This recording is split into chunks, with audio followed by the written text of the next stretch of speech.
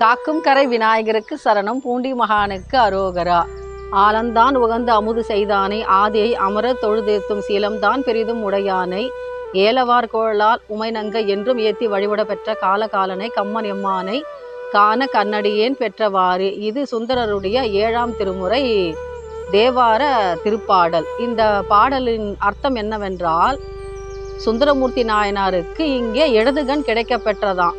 ஏன் நமக்கு இந்த ஒரு கேள்வி எழலாம். ஏன்னா சுந்தரர்னு சொன்னால் நமக்கு ரொம்பவும் ரூபமான ஒரு உருவம் தானே ஞாபகத்துக்கு வரும். அவருக்கு எப்படி இந்த ஒரு சோதனை நேர்ந்தது என்பது நமக்கு ஒரு நிகழ்வாக தோன்றலாம். என்னன்னா, அவர் திருவாரூரில் பறவை நாச்சியாரை கல்யாணம் செய்து கொண்டு இல்லற வாழ்க்கையை தொடங்கினார். ஆனால் அவர் என்ன பண்ணுறாரு, திருவொற்றியூர் போன உடனே அங்கே ஞாயிறு என்ற ஸ்தலத்தில் சங்கிலி நாச்சியாரை பார்க்கிறார்.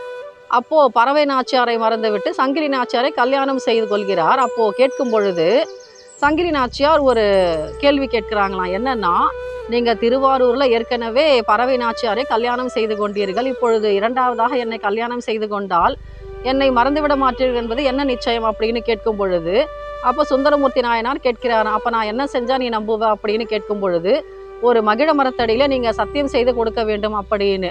ஆனால் அந்த சத்தியம் செய்து கொடுத்து விட்டு என்ன பண்ணுறாரு, மறந்து விட்டு அதை என்ன பண்ணுறாரு, இப்போது திருவாரூருக்கு புறப்பட இருக்கிறார். ஏன்னா அங்கே பறவை நாச்சியாரை பார்ப்பதற்கு. ஆனால் இது தெய்வ குற்றம் அல்லவா? ஏன்னா இறைவனை சாட்சியாக வைத்து கல்யாணம் செய்து விட்டு மறந்து விட்டு இப்பொழுது இன்னொரு ஊருக்கு போவதென்றால் என்ன அர்த்தம்? அப்போ இறைவன் தண்டனை கொடுப்பார் தானே. அப்படித்தான் தண்டனை கொடுத்தாராம் சிவபெருமான். என்னன்னா, திருவொற்றியூரை தாண்டும் பொழுது இவருக்கு 2 கண்களிலும் பார்வை பறி போய் விட்டதாம். அப்போ இவருக்கு ரொம்பவும் வருத்தமாக போயிடுச்சான் சுந்தரமூர்த்தி நாயனாருக்கு. சுவாமி என்னை இப்படி தண்டிச்சுட்டிங்களேன்னு அப்படின்னு சொல்லும் பொழுது சிவன் அமைதியாக இருக்கிறார். அப்போது திருவெண்பாக்கத்திலே வரும்பொழுது ஒரு ஊன்றுகோலை கொடுக்கிறாராம் சிவபெருமான், இவருக்கு நடப்பதற்கு துணையாக இருப்பதற்காக. ஆனால் இங்கே காஞ்சிபுரத்தில் ஏகாம்பரநாதர் சந்நிதியில் வந்து இந்த அருமையான பாடலை பாடும் பொழுது என்ன நடந்தது, அவருக்கு இடதுகண் பார்வையை கொடுக்கிறாராம் சிவபெருமான். எவ்வளவு அருமை! இந்த பாடலுக்காக நாம் கண்டிப்பாக பொல்லா பிள்ளையாருக்கும் நம்பியாண்டார் நம்பிக்கும் ராஜராஜ சோழனுக்கும் நம்முடைய நன்றியை கொடுக்க வேண்டும். ஏன்னா எவ்வளவு அருமையான பாடல். இந்த திருப்பாட்டு நமக்கு கிடைக்காவிட்டால் எப்படி, எவ்வளவு அருமை இந்த பாடல் நமக்கு. இப்போது என்னன்னா, நாம் பிருத்வி ஸ்தலத்தை பார்க்க போகிறோம். ஏன்னா முன்னாடியே நாம் 3 ஸ்தலங்களை பற்றி பார்த்து விட்டோம். அக்னிஸ்தலமான திருவண்ணாமலையை பற்றி பார்த்து விட்டோம். அடுத்தது திருச்சி திருவானைக்கா நீர்த்தலம் பற்றி பார்த்து விட்டோம். மற்றும் நாம் வாயு கஷேத்திரமாக விளங்கக்கூடிய திருக்காளஹஸ்தியை பற்றியும் பார்த்து விட்டோம். இப்பொழுது நாம் 4ஆவது திருத்தலத்துக்கு வந்துள்ளோம். இது என்னன்னா, பிருத்வி ஸ்தலம் என்று சொல்லப்படுகின்ற காஞ்சிபுரம் ஏகாம்பரநாதர் சந்நிதி. சரி, இந்த கோவிலுக்குன்னு ஒரு வரலாறு இருக்கும் இல்லையா, அது என்னன்னு நாம் கேட்கலாம். ஏன்னா கைலாசத்தில் பார்வதி அம்மையார் என்ன பண்ணுறாங்களாம், விளையாட்டாக சிவபெருமானுடைய 2 கண்களையும் பொத்தி விடுகிறார்களாம் 2 கைகளை கொண்டு. அப்போது உலக இயக்கம் நின்று விட்டதாம். ஒளியோ வெளிச்சமோ எதுவும் கிடையாது. சூரியர்கள் உதிக்கவில்லை, சந்திரனும் உதிக்கவில்லை. அப்போது உலகம் இருளில் மூழ்கிவிட்டதல்லவா. இது எவ்வளோ பெரிய தவறு. அப்போது சிவபெருமான் தன்னுடைய நெற்றிக்கண்ணை திறந்து உலகத்திற்கு ஒளி கூட்டினாராம். ஆனால் கோபமடைந்து விட்டால் சிவபெருமான் என்ன சொல்கிறாரு, எவ்வளவு தவறான ஒரு செய்கையை செய்து விட்டாய் நீ விளையாட்டாக செய்தாலும் இதனுடைய பலனை நீ அனுபவித்துத்தான் ஆக வேண்டும் அப்படின்னு ஒரு கட்டளை இடுறாரா. என்னன்னா, நீ மண்ணுலகத்தில் பிறந்து எம்மை தவமிருந்து பின்பு நான் உன்னை அடைவேன் அப்படின்னு சொல்லி அனுப்பிடுறாராம். இப்போ பார்வதி அம்மையார் எங்கே வராங்க, இந்த காஞ்சிபுரத்துக்கு வருகிறார்கள். இந்த தொண்டை மண்டலத்துக்கான ஒரு பகுதி இது. இங்கே வந்து என்ன பண்ணுறாங்க, ஒரு மாமரத்தின் கீழே அமர்ந்து அங்கே கம்பை நதி ஓடிக்கொண்டிருக்கிறதாம். அங்கே ஒரு மணலிலே சிவலிங்கம் அமைக்கிறார்களாம் பார்வதி அம்மையார். இது சுயம்பு மூர்த்தி, அதனால் அதை தினம்தோறும் பூஜித்து கொண்டு வருகிறார்களாம். அப்போ வந்து என்ன பண்ணுறார் சிவபெருமான், இந்த தவம் உறுதியானது தானா அப்படின்னு செக் பண்ணி பார்த்துடலாமே அப்படின்னு என்ன பண்ணுறாரு, அவர் ரொம்பவும் வேகத்தை கூட்டுகிறாராம் அந்த கம்பை நதியை. அப்போது ரொம்ப வேகமாக அலைகள் அடிக்கும் பொழுது பார்வதி அம்மையாருக்கு பயம் வந்து விட்டதாம். ஏன்னா இந்த சிவலிங்கமும் மணலாலான சிவலிங்கம், மண்ணெல்லாம் அடித்து கொண்டு போய்விட்டால் எப்படி அப்படின்ற பயம் வந்து விட்டதாம். அதனால் என்ன பண்ணுறாங்களாம், வேகமாக வர்ற ஆற்றை தடுக்க முடியாமல் 2 கைகளையும் கொண்டு நன்றாக மார்புற கட்டி தழுவி கொள்கிறார்களாம் சிவலிங்கத்தை. அதனால் இந்த லிங்கத்துக்கு என்ன பெயர்னாக்கா தழுவ குழைந்தநாதர் என்ற ஒரு திருநாமம் உண்டு. ஏன்னா இதில் அம்பிகையுடைய அந்த வளையல் தடங்கள் தென்படுகிறதாம். எவ்வளவு சிறப்பு!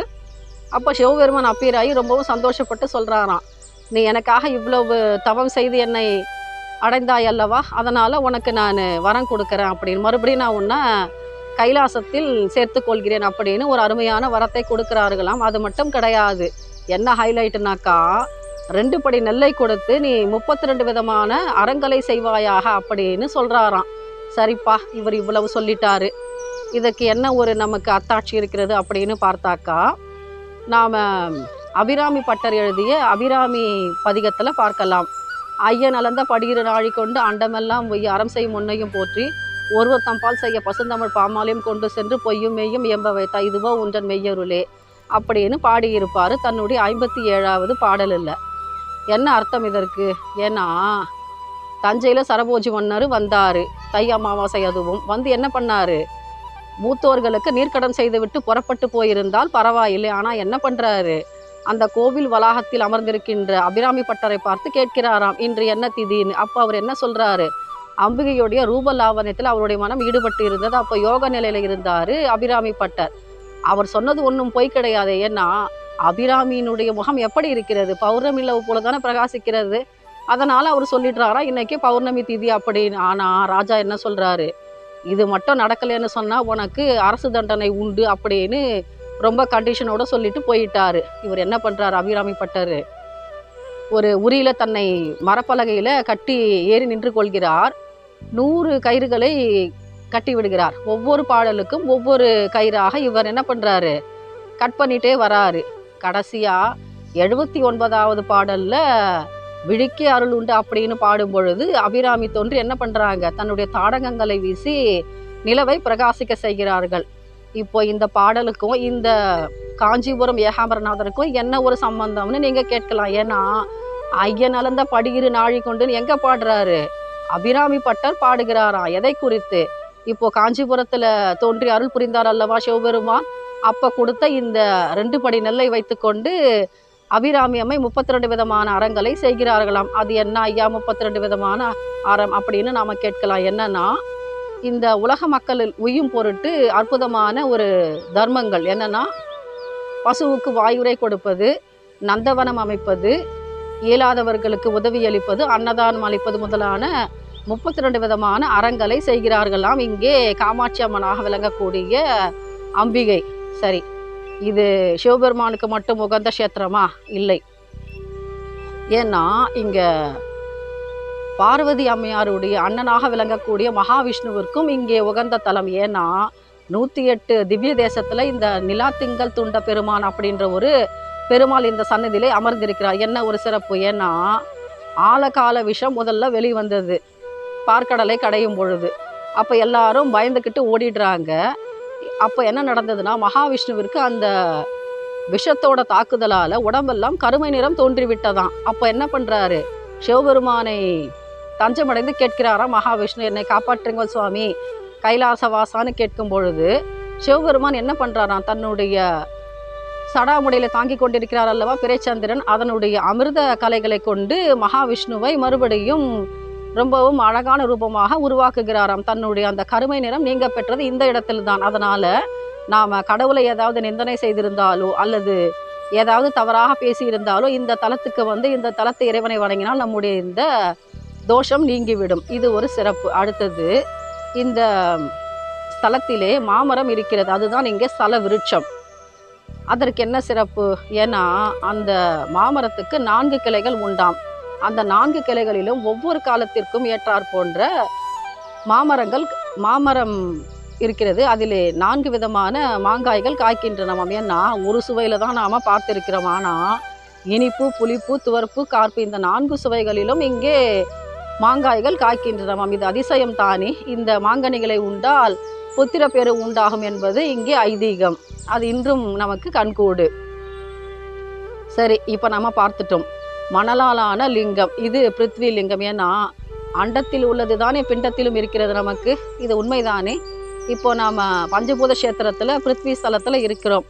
இதற்கு எவ்வளவு சிறப்பு இருக்கிறது. ஏன்னா இதை பற்றி பல நாயன்மார்கள் பாடியிருக்கிறார்கள். அது யாருன்னா மூவார தேவர். யாருன்னாக்கா திருஞான சம்பந்தமூர்த்தி, திருநாவுக்கரசு பெருமான், சுந்தரமூர்த்தி நாயனார் மற்றும் மாணிக்க வாசக பெருமான். இந்த 4 பேரும் அருமையாக இந்த தலத்து இறைவனை பற்றி பாடியிருக்கிறார்கள். அது மட்டும் கிடையாது, திருக்குறிப்பு தொண்டரும் மற்றும் ஐயடிகள் காடவர்கோன் நாயனார், கழச்சிங்க நாயனார் ஆகியோருக்கான அவதார தலம் இன்னும் ஒரு சிறப்பு இருக்கிறது. அது என்னன்னா, கல்லெறிந்து சிவபதம் அடைந்தார் அல்லவா சாக்கிய நாயனார், அவருடைய முக்தி பெற்ற ஸ்தலம் இதுவாகும். எவ்வளவு சிறப்புகள் இருக்கின்றன இந்த ஏகாம்பரநாதர் சந்நிதிக்கு. ஏன்னா சிவபெருமான் என்ன சொல்றாரு, நீ இங்கே காமாட்சி அம்மனாக அருள் பாலிப்பாய்னு சொல்றாரு. காமக்கோட்டத்தில் அமர்ந்து கொண்டு இந்த காமாட்சி அம்மன் 51 சக்தி பீடங்களில் ஒன்று அல்லவா. எத்தனை சிறப்புகள் இருக்கின்றன இந்த பிருத்வி லிங்கத்துக்கு. ஏன்னா அக்னிஷேத்திரம்னு நாம் சொன்னாக்கா என்ன ஒரு சிறப்பு இருக்க முடியும். ஏன்னா நாம் அஷ்டபந்தனம்னு சொல்லுவோம் இல்லையா.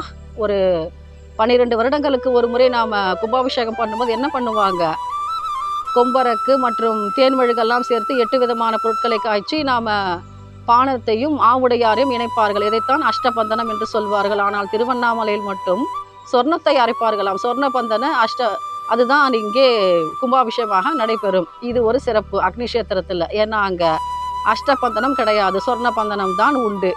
அடுத்தது நாம் வாயுஸ்தலம் என்று பார்த்தாலும் அதிலேயும் ஒரு சிறப்பு இருக்கும். என்னன்னா, அங்கே மூல கருவறையிலே 2 தீபங்கள் எரிந்து கொண்டிருக்கும். ஆனால் அந்த சுடர் எப்படி இருக்கும், காற்றில் அணைந்து கொண்டே இருக்கும். இது ஒரு உதாரணம் தானே, இது வாயு கஷேத்திரம் என்பதற்கான அறிகுறி தானே இதுவும் நமக்கு கண்கூடு. அடுத்தது நாம் திருச்சி திருவானைக்கால பார்த்தாக்கா அந்த லிங்கத்திலே எப்பொழுதும் நீர் கசிந்து கொண்டே இருக்கும். அந்த இடத்துல இது நீர்த்தலம் என்பதற்கான சான்று. இப்பொழுது இந்த மணலாலான பிருத்வி லிங்கம், இதற்கும் ஒரு சிறப்பு உண்டு. ஏன்னா இது பானமாக பயன்படுகிறது. ஆவுடையாருக்கு மட்டும்தான் அபிஷேகம். இங்கே இந்த பானலிங்கத்துக்கு அபிஷேகம் கிடையாது. வெறும் வாசனை திரவியங்களால் மட்டுமே இங்கே அற்புதமாக அர்ச்சனைகள் நடைபெறும். புனுகு சந்தனம் சாத்தப்பட்டு சிறப்பு அலங்காரங்கள் நடைபெறும். எவ்வளவு சிறப்பு ஏகாம்பரநாதர் சந்நிதிக்கு. ஏன்னா சுந்தரமூர்த்தி நாயனாருக்கு இடக்கண் பார்வையை கொடுத்த அற்புதமான ஸ்தலம் அல்லவா அது. ஏன்னா அவர் தம்பிரான் தோழராக இருக்கலாம், ஆனால் செய்து கொடுத்த சத்தியத்தை மீறியதால் அவருக்கு ஒரு இறை தண்டனை கிடைத்தது. அது இங்கே நீங்க பெற்றது. அற்புதமான ஸ்தலம் தானே இது. மற்றும் ஒரு சிறப்பு உண்டு. என்னன்னா, நீடு உலகங்களுக்கு ஆதாரமாய் நித்தமாய் முக்தி வடிவாய் 32 அறங்களையும் காக்கின்ற நீ அப்படின்னு அபிராமி அம்மை பதிகத்தில் அபிராமி பட்டர் அற்புதமாக பாடியிருப்பார் இந்த அம்பிகையை பற்றி. ஏன்னா ஐயன் அளந்த படியிரு நாழி கொண்டுதானேன்னு சொல்றாரு. எவ்வளவு சிறப்பு. சிவபெருமான் கொடுக்க அந்த 2 படி நெல்லை கொண்டு 32 விதமான அறங்களை செய்தது காமாட்சி அம்மன் அல்லவா. எவ்வளவு சிறப்பு, சொல்லிக்கொண்டே இருக்கலாம் அல்லவா பிருத்விலிங்கத்தை பற்றிய அற்புதமான இந்த ஸ்தல வரலாற்றிலே. இப்போ இவ்வளவு பார்த்து விட்டோம். சரி, நான் ஏகாம்பரநாதரை வணங்குவதால் எனக்கு என்ன சிறப்பு கிடைத்து விடும் அப்படின்னு நாம் கேட்கலாம் இல்லையா.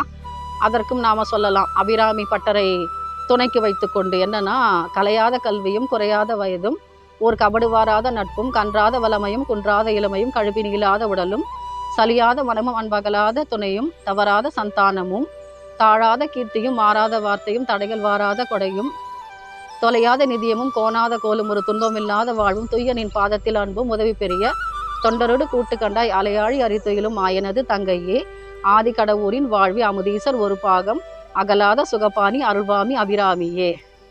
எவ்வளவு அற்புதமான ஒரு பாடல். மீண்டும் சந்திப்போம். இந்த ஏகாம்பரநாதனுடைய திருவடியை வணங்கி பிருத்விலிங்கமாக விளங்கக்கூடிய ஏகாம்பரநாதருக்கும் ஏலவார் கோழி அம்மைக்கும் நம்முடைய நன்றிகள் உரித்தாகுக. மீண்டும் சந்திப்போம் ஒரு அற்புதமான பதிவிலே.